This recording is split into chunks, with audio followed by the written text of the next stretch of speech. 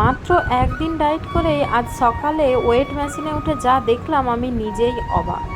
সত্যি কি 400 থেকে 500 গ্রাম ওজন কমেছে? চলুন আমার ডে টুর পুরো জার্নিটা তোমাদের সঙ্গে শেয়ার করি। আসসালামু আলাইকুম, কেমন আছেন সবাই? নিয়ে চলে এসেছি নতুন একটি ব্লগ ভিডিও নিয়ে। আমি আম্মুর অ্যান্ড আব্বুর আম্মি।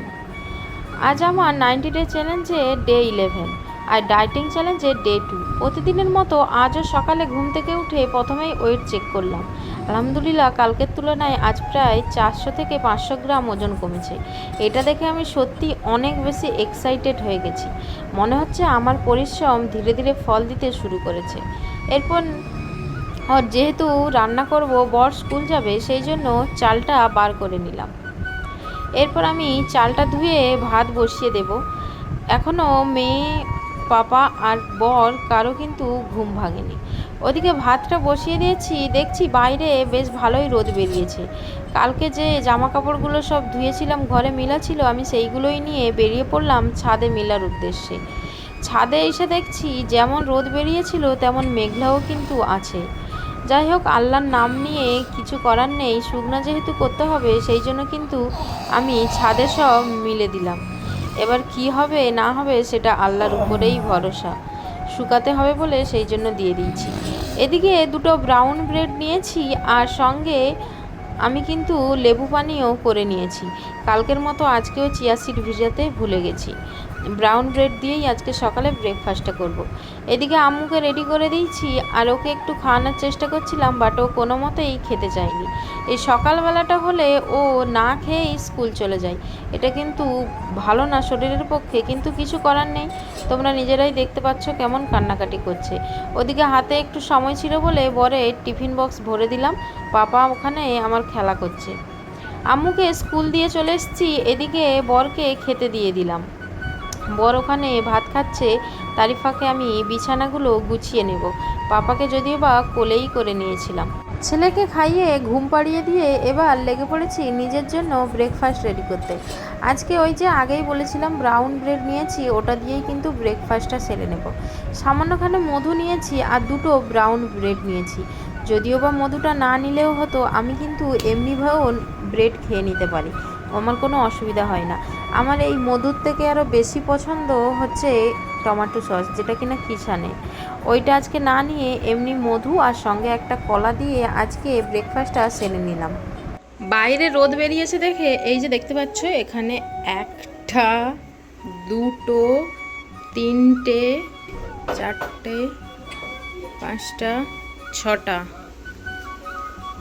ছটা জামা বার করে দিয়ে গেছে আমার বর ধুইতে, যেইগুলো কিন্তু অলরেডি ধোয়া ছিল। বাট এই যে দেখাচ্ছি,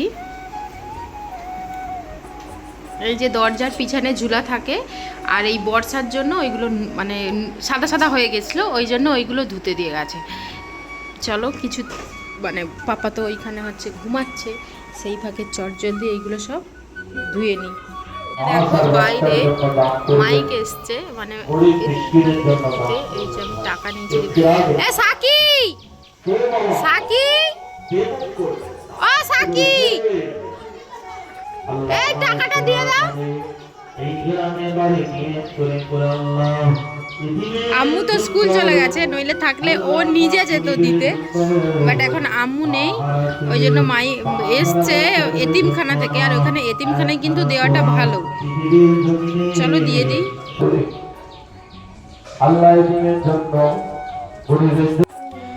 জামা কাপড়গুলো সব কাঁচা হয়ে গেছে, আর আজকে যেহেতু শুক্রবার সেজন্য শ্যাম্পু করেছি। আর এই যে দেখতে পাচ্ছ আমি কিন্তু এই শ্যাম্পুটা ইউজ করি, যেটা কিনা আমি আর বর দুজনেই করি। আর ভাবছি আমার পাপা কোথায়?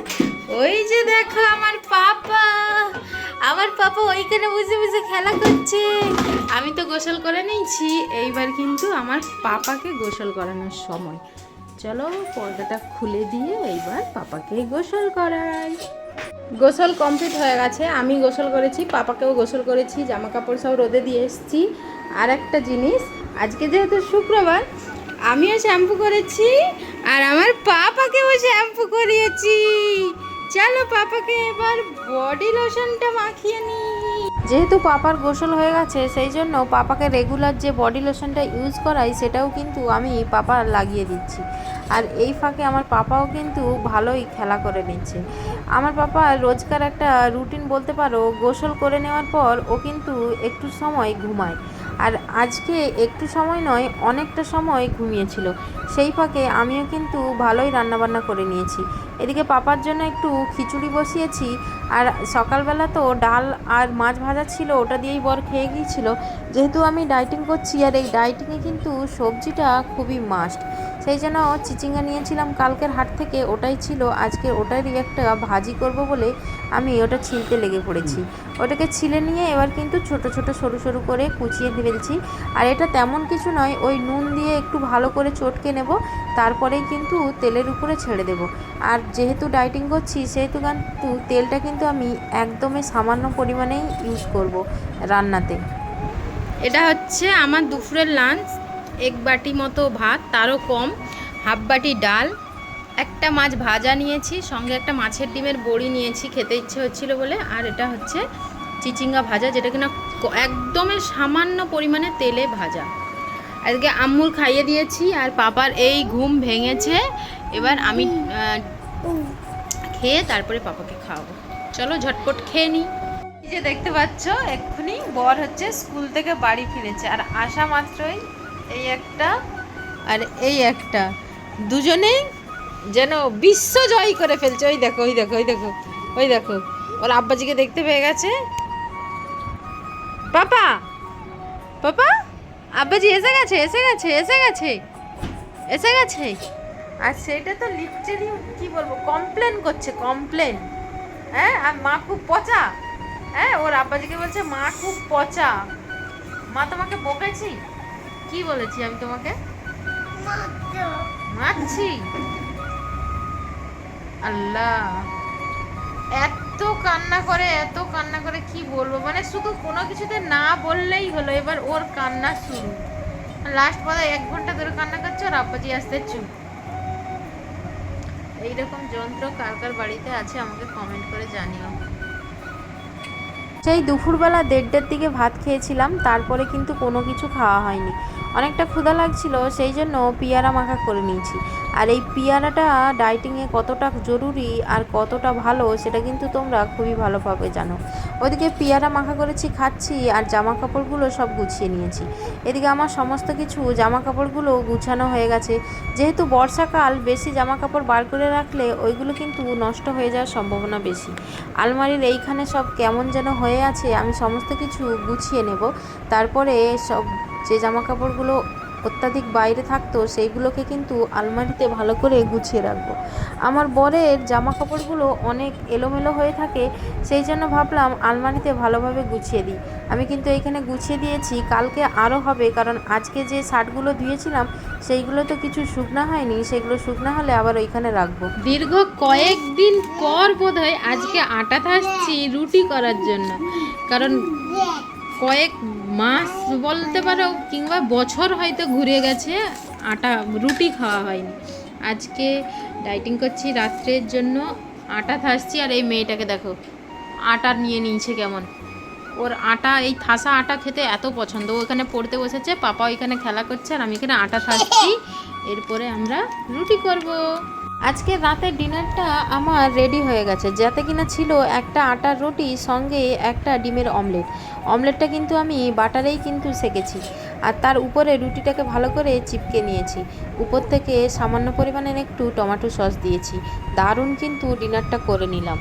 রুটি বানানোর এই জিনিসটা আমার একদমই ভালো লাগে না। গ্যাসের চুলো পুরো নোংরা হয়ে যায়, পরে আবার অনেক সময় নিয়ে পরিষ্কার করতে হয়। আর এই পরিষ্কার করতে আজকের রাত্রে আমার কটা বেজেছিল সেটা তোমরা গেস করতে পারছো না। এই ছিল আমার পুরো দিনের ডায়েটিং জার্নি। আপনাদের কাছে আমার ডায়েটিং চ্যালেঞ্জ আর 90 ডে চ্যালেঞ্জটা কেমন লাগছে অবশ্যই কমেন্ট করে জানাবেন। ভিডিওটা ভালো লাগলে একটা লাইক দিতে ভুলবেন না। আর যদি নতুন হয়ে থাকেন তাহলে প্লিজ সাবস্ক্রাইব করে পাশে থাকবেন, বেল আইকন অন করে রাখবেন যাতে পরবর্তী ভিডিওগুলো মিস না করেন। আল্লাহ হাফেজ, দেখা হবে তাহলে আগামী ভিডিওতে। টাটা।